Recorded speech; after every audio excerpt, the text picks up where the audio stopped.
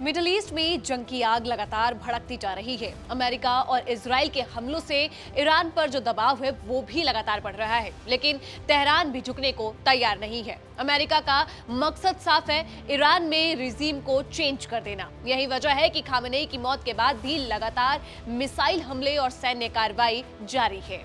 America का कहना है कि ईरान की सैन्य ताकत को पूरी तरीके से कमजोर करना जरूरी है, मगर सवाल सिर्फ ईरान तक सीमित नहीं है। असली सवाल ये भी है कि अगर ईरान के बाद ये जंग खत्म होती है तो ट्रंप का अगला निशाना आखिर कौन होगा?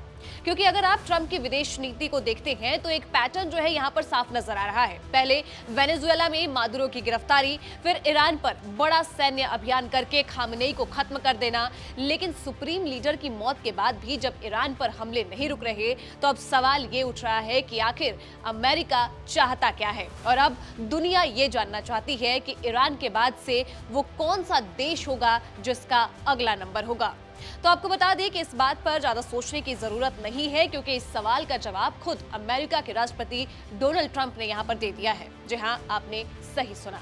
ट्रंप ने यह संकेत दिया है कि ईरान के बाद से अमेरिका का जो अगला फोकस है वो क्यूबा पर हो सकता है। दरअसल व्हाइट हाउस में आयोजित एक कार्यक्रम के दौरान ट्रंप ने क्यूबा को लेकर अमेरिका की नीति में संभावित बदलाव के संकेत दिए हैं। ये कार्यक्रम football club inter Miami CF की जीत के जश्न के लिए रखा गया था। इस मौके पर ही ट्रंप ने यह साफ कहा है कि फिलहाल अमेरिका का जो पूरा ध्यान है वो ईरान के खिलाफ चल रही कार्रवाई पर है। राष्ट्रपति ट्रंप ने कहा, हम पहले इस युद्ध को खत्म करना चाहते हैं, लेकिन उसके बाद ज्यादा समय नहीं लगेगा जब अमेरिका का ध्यान क्यूबा की ओर जाएगा। तो ट्रंप के इस बयान ने अंतर्राष्ट्रीय राजनीति में एक नई हलचल पैदा कर दी।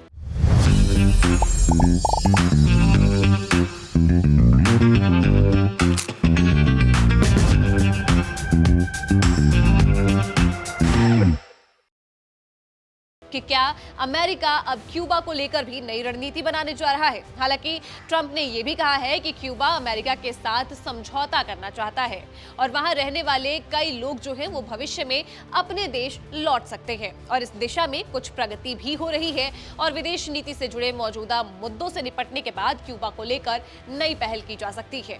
बता दें कि व्हाइट हाउस में मेजर लीग सॉकर की चैंपियन टीम इंटर मियामी के सम्मान में आयोजित कार्यक्रम के दौरान ट्रंप ने अपने विदेश मंत्री मार्को रूबियो की भी जमकर तारीफ की और क्यूबा का जिक्र कर दिया। उन्होंने कहा, मार्को, आप शानदार काम कर रहे हैं और क्यूबा नाम की जगह पर भी आपने बहुत अच्छा काम दिखाया है। तो यही कारण है कि ट्रंप के इस बयान के बाद से अब ये चर्चा तेज हो गई है कि अगर ईरान का युद्ध खत्म होता है तो अमेरिका की अगली रणनीति क्या हो सकती है। उन्होंने संकेत दिया है कि क्यूबा से जुड़ी कुछ नई बातें जल्द सामने आ सकती है। हालांकि उन्होंने ये भी कहा कि फिलहाल जो है अमेरिकी प्रशासन दूसरे अंतर्राष्ट्रीय मुद्दों पर ध्यान दे रहा है। ट्रंप ने कहा कि इस समय अमेरिका और इजराइल ईरान के खिलाफ बड़े सैन्य अभियान में शामिल है। पहले ईरान के मुद्दों को खत्म करना जरूरी है, लेकिन उसके बाद क्यूबा को लेकर भी कदम उठाए जा सकते हैं। हालांकि ट्रंप ने ये साफ नहीं किया कि उनकी सरकार क्यूबा को लेकर वो कौन से ठोस कदम है जो उठाएगी। क्या अमेरिका क्यूबा में भी अब सत्ता परिवर्तन की रणनीति को अपनाएगा? इस सवाल का जवाब अभी भी साफ नहीं है। लेकिन अमेरिका और क्यूबा के संबंधों की अगर हम बात करते हैं तो आपको बता दें कि वो दशकों से ही उतार चढ़ाव भरे रहे हैं।